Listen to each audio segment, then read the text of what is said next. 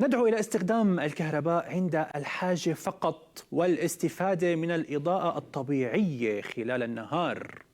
هيك كان الرد من وزارة الطاقة على طلبات الناس النقاقة. ليكو إذا تفكروا فيها يعني فيها حكمة اللي تقول استخدام الكهرباء عند الحاجة فقط.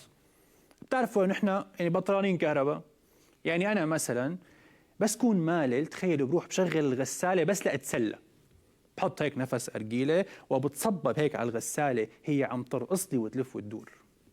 من البطر بشغل الدفاية وبفتح الباب. يعني تخيلوا حتى موبايلي هلا فيه 80% شحن، لا أنا بطرت نظامي خلص.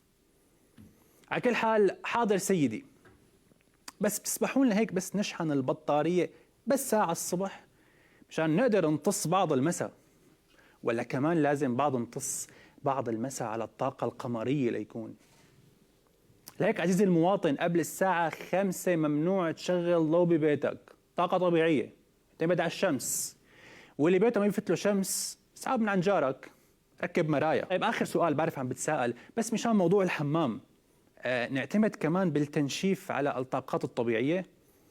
يعني نطلع نوقف على البرندة لبين ما نشفنا؟